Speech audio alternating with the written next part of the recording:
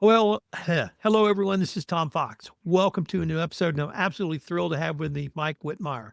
For those of you watching on video, Mike is wearing, you'll see the cap he's wearing. For those listening on audio, he's wearing an LA Dodgers hat. So, first of all, Mike, I have to ask you, are you safe at least from the fires? Okay, that's nice to hear. I thought I was gonna get a little zinger about Dodgers payroll and all that good stuff from a baseball fan, but no, unfortunately, yeah, the fires, we're kind of in the midst of all of it right now in Los Angeles. We're okay. We did have a couple FloQasters, unfortunately, pretty impacted in a pretty significant way by the fires. So yeah, a lot going on out here. Puts a lot of things into perspective in life, I would say. But no, I appreciate the ask there. So yeah, it's okay, honestly. No, I wasn't going to zing you about the Dodgers. I was going to ask you, first of all, congratulate you on the World Series win. Thank you. But so I grew up losing to the Dodgers as an Astros fan. And I remember Sandy Koufax and Don Drysdale stomping on the Dodgers. But Mm. what Dodger iteration did you grow up with? Was it Fernando? Was it later than that, or was it earlier? I grew up in the pretty uninspiring Dodger era of the '90s. It was a tough time to be a Dodger fan was through the '90s and then particularly the McCourt era through the 2000s. So that was sort of my growing up with the team. I mean, younger player, it would have been like Piazza was the catcher when I would have started becoming a baseball fan, and then move into more of that kind of like Matt Kemp was one of my favorite players. Eric Gagne was one of the most electric players that we ever had. And then yeah, you dealt with some crap, and then all of a sudden you get a new ownership group and life gets really good. It's amazing. It's amazing how much an ownership group can just completely turn a franchise around. And so I feel very fortunate to be a Dodger fan these days. And I'm trying to tell any of the younger people I know, like, appreciate it. It has not always been like this. It's not always going to be like this, but I think we have a good run in front of us. So just enjoy it while you can. Amen to that. And once again, congratulations. Thank you. We're going to have a great pod today, but we're going to have a trifecta of interest because Mike is the co founder and CEO of FloQast, which he's going to tell us about. He also has a podcast, Blood, Sweat, and Balance Sheets, and he's also a co author. So I actually have podcasts in all of those areas, but today we're going to focus on your work as the co founder and CEO of FloQast. So could I maybe start by asking about your professional background and what brought you or got you to FloQast? Yeah, absolutely. And let me take a step back. Thank you so much for having me on, Tom. I really appreciate it. Excited for our chat today. So my background, I came up through the accounting world. So my exposure to compliance is very much from anything sort of accounting and finance related. And I started my career at Ernst Young. I was an auditor over there, and I had a really nice mix of clients that I was working on. So some smaller businesses, some larger ones. And then as it pertains to compliance, I had a publicly traded company as well. And I started my career in 2006, and so we were kinda just adopting Sarbanes-Oxley. I think I was there for the 2nd year of Sarbanes-Oxley formally going in, and we were all really trying to work our way through it still and understand, what's the appropriate amount of control? How do we how do we pass this? How do we get through it? And it felt like there was a lot of just figuring things out on the fly along the way, which honestly for me was a good thing. I got to learn a lot more. You're applying more judgment to these circumstances as you're trying to figure things out. It's not as much of a hey, we did it last year, so we're gonna do it the same way this year. And so that I thought was a good learning experience for me. But I was in audit for about 4 years, learned a ton. It was great, but I decided I wanted to get out of the audit world and moved over to a pre-IPO software company by the name of Cornerstone On Demand. And I joined a year before the IPO. When I started, we were a very small accounting department. I was the 5th person hired onto the team over there.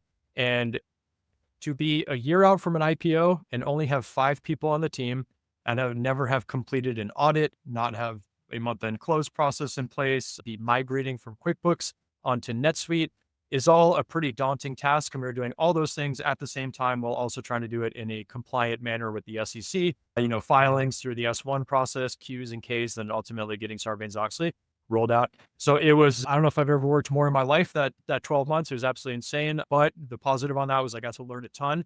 And dealing with compliance from the corporate side of the table, I thought was really interesting. When you're on the audit side of the table, it's kind of easy enough to perhaps judge a team. And that's what you're kind of doing as an auditor. You're judging, you're grading their work and, oh, why didn't they do this and this and this?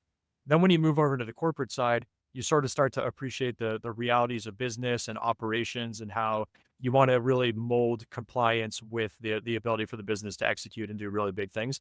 And so that was one of my big learnings at Cornerstone was, hey, how do we make sure that we're still able to get our books closed quickly and get through our work and provide data to the right people we need, but do it in a manner that's compliant with Sarbanes-Oxley because we have all our SEC requirements.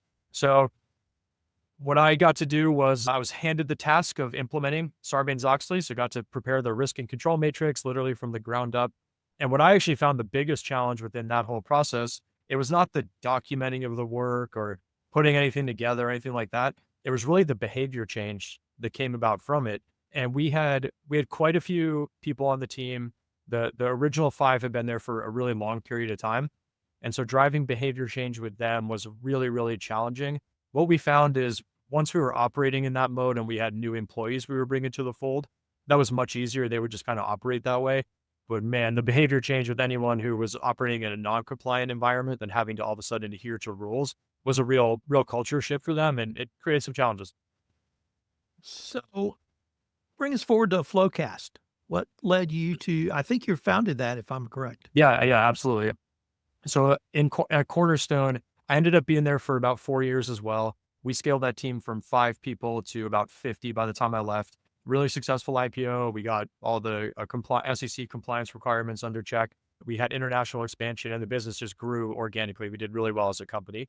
So all of a sudden, picked my head up and there's 50 people in the accounting department and had this really, it's a core memory for me. It is the founding story for FloQast. We're in a status update meeting because our CFO pops his head out of his office and he goes to our controller and says, Karen, when are the books going to be closed? Karen has no tool for understanding where the month end close is at any given point in time because nobody's built anything for that. So all of a sudden we're in a conference room, we're doing a status update meeting, we're telling her when we're going to be done with all our various tasks and so that she can then report that back to the CFO. And one of my jobs at Cornerstone was also doing revenue accounting. So since I was a revenue accountant, I was in Salesforce a lot. I was logging into Salesforce, getting contract information, learning about what happened with an opportunity. And I just kind of had this epiphany of, a sales leader has Salesforce and they need that to manage their team because they have a bunch of salespeople who are trying to hit their numbers and hit their quota. And the VP of sales needs to know how their entire team is going to do. Am I on track to hit my number? Because the CEO is going to come out and be like, are we going to hit our number for the quarter? The example on the accounting side, CFO is going to pop their head out and say, when are the books going to be closed? When's the audit going to be done? When are the financial statements going to be issued? Those are the questions you get from the CFO. And I just thought, why isn't there a collaboration or a management tool for these processes for the controller so that she doesn't have to go through all this work and then she can just give the CFO that answer within 2 seconds, the way a sales executive can give it because of Salesforce. And so that was the initial pain point. And then when I started thinking about my day-to-day work and the work that my team did and everything, we started to really build out a broader idea around close management software and help solve a lot of the challenges that I dealt with at Cornerstone. So that was it. It was a personal pain point of mine. I got really frustrated and decided to leave Cornerstone in 2012. And by that point, I felt like I'd learned a lot about building a software company, scaling a software company, and sort of felt like I had the confidence to go out and make it happen on my own. So yeah, it was end of 2012. We left. Fast forward to today, 2025. I've been working on it for a long time, but it's really awesome. We have almost 800 employees at this point, 3,000 customers global. We have about 50 people in our office out of London, close to 20 out of Australia, with the remainder being in the United States. So it's been a really fun run. It turns out I was not the only accountant dealing with that pain point and having that problem. And it's been really awesome helping accountants get their work done and go home a little bit earlier. Mike, I'm recording you for a podcast series entitled Innovation and Compliance. So I speak to a lot of entrepreneurs. And although the word compliance is in the title, it's really about innovation. And I love that origin story because I hear that from entrepreneurs who were in either a corporate setting or other setting, and they had a pain point. And they said, either said, I can do better, or we got to fix this. And there's a market opportunity. So I love hearing that, feeling the pain point, but actually seeing a market opportunity out of that leading to FloQast. If I could maybe bring you forward to 2020 now 5, what are some of the key challenges you see for compliance or accounting or Sarbanes-Oxley internal controls today? Well, all those things kind of feed together. They're so interrelated. I think if you have a problem with accounting, you're going to then have a problem with audit as well. So the number one challenge that we see facing the accounting industry today is the talent gap and the talent shortage.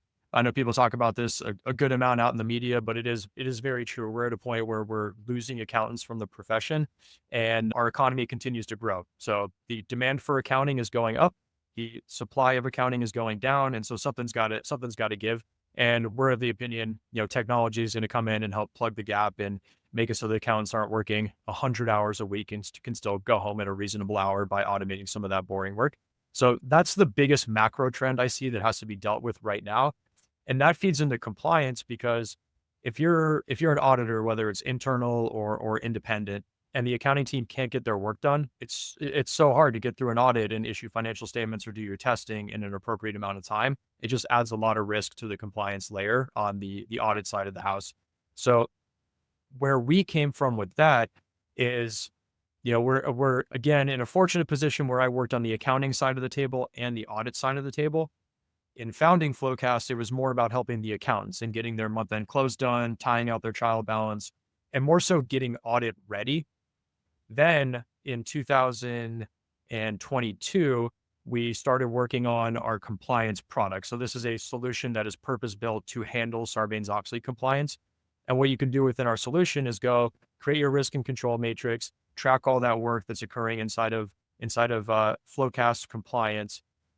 And there are other pieces of software that do that. Like we're not the only one that offers a risk and control matrix, but the value prop that we bring to the table is the evidence for your compliance of Sarbanes-Oxley. The vast majority of that evidence already lives inside of FloQast close management, because as you're going through your job on a monthly basis, you're signing off on checklist items, you're leaving review notes, you're saving reconciliations, you're documenting all this work. You're organically documenting all that work and doing it already. So all we've done is we've taken our close application, we've linked it directly to our compliance application. So when you go into compliance and set up your controls, we can just automatically populate the evidence of you being compliant with that control in real time. So what we've done is we've eliminated that PBC process, prepared by client, gathering audit evidence, sending it back and forth. We have completely eliminated that process because we've connected the applications to each other. And that is really resonating with the market. It's our fastest growing product so far. The amount of mundane work we can take out of the middle of the process is just so powerful for people. And then the peace of mind of having that real-time comfort that my team is doing all the work properly, all my controls are being adhered to, I can see this happening within an application, just makes everyone feel better about their audit and their compliance challenges. So that's where I think we have that unique perspective of the auditor and the accountant. And so we're able to bridge the gap there and help with both sides of the table with the new solution. Let me see if I can take that, hopefully not a bridge too far, because I find that incredibly compelling for the following reason. My specialty is anti-corruption compliance, specifically Foreign Corrupt Practices Act. And when I meet with a company that does not have a compliance program, I tell them, or I ask them, you have an ERP system? Answer always yes. You follow Sarbanes-Oxley? Almost always yes. I said, guys, you have 98 to 99% of an anti-corruption compliance program in place. You call it something different. And the example I always give is, do you have a policy around employee reimbursement for business meals and travel? Of course they do. What do you ask for? Do you ask for expense? Do you ask for type of, or business, was it business development or other? Do you make them sign off on it? Do you have a supervisor review it? Does AP review it after that? And it's always yes, because they have to do that for just regular reporting. And I said, here's what FCPA compliance requires: name and title of dinner guest. That's it. And so what I love about what you just described is many people think that the FCPA compliance was really not born out of Sarbanes-Oxley, because the law was older than that. But Sarbanes-Oxley was a huge component because it required companies to do exactly what you said, which is put financial controls in place, documented and audited. And then when COSO then took that framework and created COSO's framework on internal controls for compliance, it built upon what you guys were doing in Sarbanes-Oxley. So I see almost a direct line to anti-corruption compliance for what you were doing literally with your first job at Ernst Young. That That makes a lot of sense. I'm curious if I could throw a question at you here. Um, would you say that if you are Sarbanes-Oxley compliant, does that put you in the best position to be almost compliant with other frameworks, with all the other frameworks? Like, is that, I guess, the most onerous compliance framework we have to deal with? I would say it's the most basic because it's basic financial controls. Because no one's going to trust you if you don't have those. You're not going to be an acquisition target. You're not going to be able to access the capital in your own company from whether that's private equity, a bank loan, or on the stock exchanges, U.S. public stock exchanges. So you have to have that. A compliance program is going to require probably some tweaking around third parties, background due diligence around third parties and things like that. But it's going to be, I mean, you're 90 to 95% of the way there if you have in place what you've described and what FloQast provides. Hmm. Yeah. No, that's great. And within our application to kind of layer onto it, you can then track other frameworks. So Sarbanes-Oxley is the most common one in our world, and we have a lot of publicly traded companies we work with and pre-IPO companies, so that makes sense. But then you would also want to you could roll out your Foreign Corrupt Policy Act framework. Presumably, you're then copying over a good number of the controls from your Sarbanes-Oxley framework into your corrupt policies one, so that that's kind of, you're not doing redundant work on that point. You just add the additional controls or the additional layers that you would need to fill that out. So I'm getting product ideas in real time here. If we're going to bring that back to the team, that's very cool. Well, then write down the following: anti-money laundering controls and export controls, because anti-corruption controls lead those two topics as well. So yeah, and the other interesting thing is when you sit down with a client, are you ever sitting down with a chief compliance officer? Or are you talking to a CFO? Are you talking to the head of internal audit? We're talking to, so our conversation generally starts with a controller through the accounting angle, and then they're very quickly able to bridge over to the internal audit function. It's, we sell mostly to mid-market and, slightly larger organizations. So we haven't, with that, for some reason, the chief compliance officer hasn't really inserted themselves too much at this point. I have to imagine as we go more upmarket and work with bigger contracts, they're going to care a lot more about this and be getting more involved. But it feels like at our level, there's more willingness to kind of leave it up to the team to decide which solutions they think are best. And then when we're working with the controller and the auditor, the dynamic there is they look at the application. It's like, oh, it could make our teams work better together. And they really like that solution. It's more of a team-based solution between those two organizations rather than independent applications sitting side by side. Well, then another idea might be to suggest to the controller, to just suggest to the head of internal audit or even the CFO, you can probably make compliance more efficient and it would be a strict value add. Plus you'd have perhaps another advocate for the FloQast tool. So I see all of that. Let me change the focus a little bit because you have one of the great phrases that I've come across in risk management, and it's risk orchestration. Could you tell me how you define risk orchestration and how a company might think through using the term? Yeah, risk orchestration is, it's a big term. So we have rapidly changing businesses, and we need to understand how risks exist throughout those businesses and how we orchestrate them within various workflows. And so that's the big thing to me, is really highlighting just like how complex this world is and where the risk exists. And so it's more than that. It's really identifying the risk, but then developing a plan and then monitoring the risk as well to understand if things have changed within that workflow and adjust our plan accordingly. And it's another reason why I think technology is so important. The need to document this in real time as things might change, and then have your team adhere to those changes are really important. With a lot of this work, I always go back to change management and behavior and enforcing controls. And that's why I think having it inside of an application like FloQast is really important. It helps you orchestrate the risks and understand how to mitigate those risks in a really compliant manner, and then have your team adhere to all of that new work. So one of the most prescient comments I heard coming out of the pandemic is we've moved from disaster recovery to business resiliency to business as usual. And the person who said that to me meant by there used to be what we call black swan events. Nobody cares anymore. They care is, are you going to be ready to go tomorrow, if not this afternoon? And so what I really appreciated about the approach you articulated with risk orchestration is it sets up a framework where you can respond to a pandemic, bird flu, heaven forbid, a mass fire, or anything that may change starting Monday, January 20th with the laws and regulations of the United States. Yeah. So I really saw that as a way to put together a framework to have a flexible risk management approach. Would that be a fair assessment of what you're thinking? Yeah, and administration changes are a great example when things can really change in a significant way. And so I think, yeah, administration change on January 20 probably won't happen immediately, but there could be big changes, and being able to think more along the lines of risk orchestration will be really important. I like your point about the black swan events. They're not so rare anymore. It just feels like the fires broke out and it was literally like, oh, what's another once in a lifetime event for us to deal with here? We already had a pandemic. You already have a war, potentially leading into World War III. Well, let's just take on another one. We'll go for it. Back to risk orchestration, you have described that as a big deal and vital for the future of compliance. Can you maybe take a few minutes to explain why you feel that way? I feel that way because I think there's a stereotype where compliance can be very rigid, and compliance is the most important thing, and that can be prioritized above business results and business agility.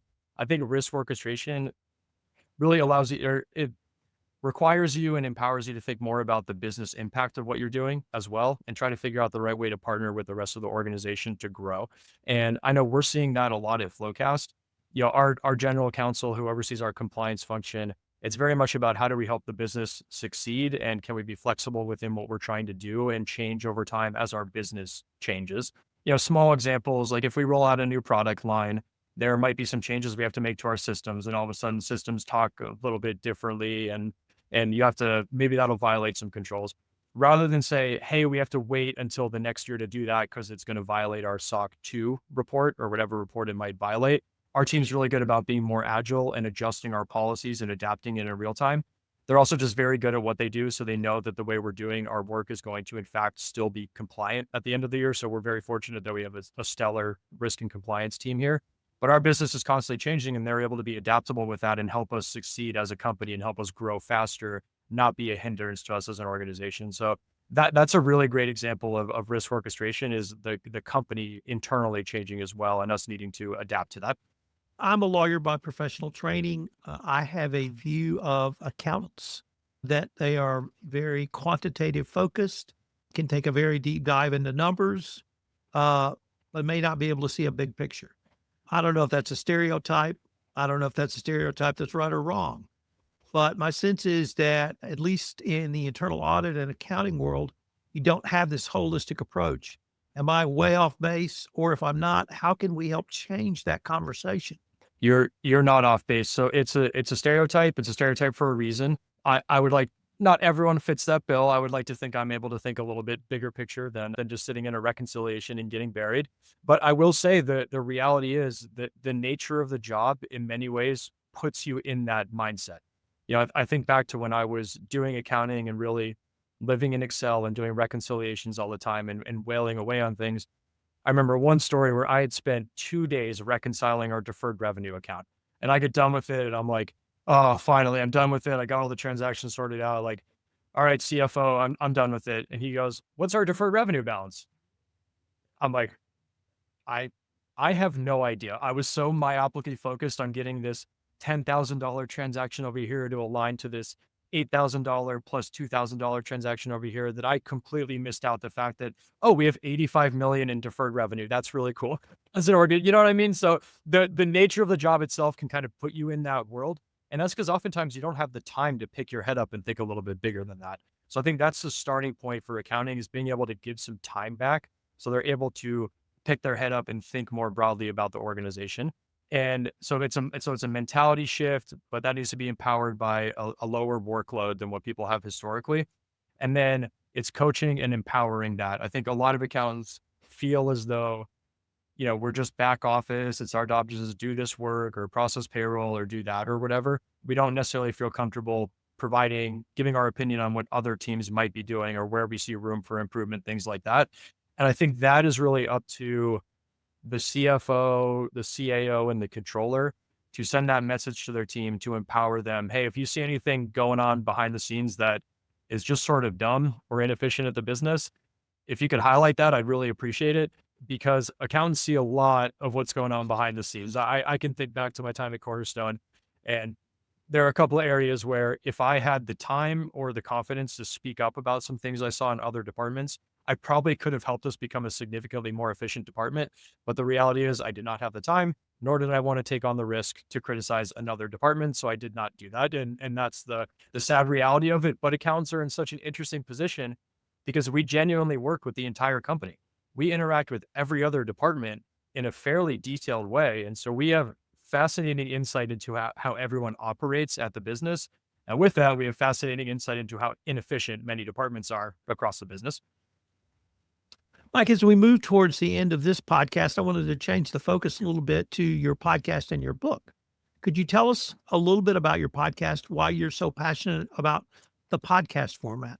Yeah, so big podcast fan. I think it's a great way to consume content. Also, perhaps a little jaded by all the time I spent commuting in Los Angeles. I used to have a commute that was well over an hour each way, and you can burn some time listening to podcasts. So I'm a big fan of the format. And for Blood, Sweat, and Balance Sheets, to me, one of the most interesting things in accounting is about career progression and how you can take your accounting knowledge and pursue a bigger career. And I think a lot of people get into accounting for job stability and being able to make some money. So, hey, let's lean into that notion and let's talk about how you can, elevate your career and move on to the next level. So for that one, I like to really meet with people from an accounting background, understand where they used accounting as kind of a foundation to take their career. Oftentimes it's people who have gotten to the CFO ranks and it's like, hey, how'd your role change as you move from accounting into finance and ultimately the CFO? What advice would you have for younger people to really adhere to as they're kind of plotting out their career and trying to become a CFO? So that's a really fun one for me. And then we also have another podcast called the FinTech Flow, which is where on a monthly basis, my co-host and I, Drew Carrick, we cover some of the top trends going on within accounting and accounting technology. And that's more of just a broad commentary type show based on the news and trends. And that one's a lot of fun as well. And for any accountants or anyone who needs to maintain CPE eligibility, I will give a plug for that. The podcasts are CPE eligible. We somehow figured that out. So if you listen to the podcast, you get one CPE credit towards your certification there. So if you want to check them out, feel free to visit FloQast, and we have a section where you can listen to all the podcasts and get those credits.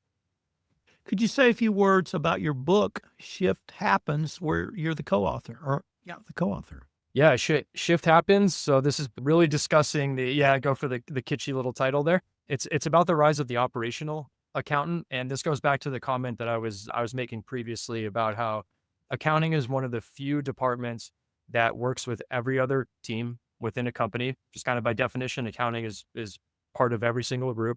And with that, we have unique insight and purview into the operations of every team. And with that, I think accounting is in a really great position to help drive operational efficiency.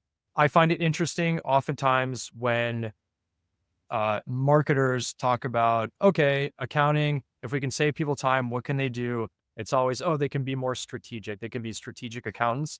And I actually think that's that's sort of a made up thing. Everyone just wants to be strategic. Not many people think about what that actually means or what the day-to-day of that is. The reality is accountants can add a ton of value around operations and around efficiency. You know, the saying of if you need something done quickly, give it to the busiest person you have.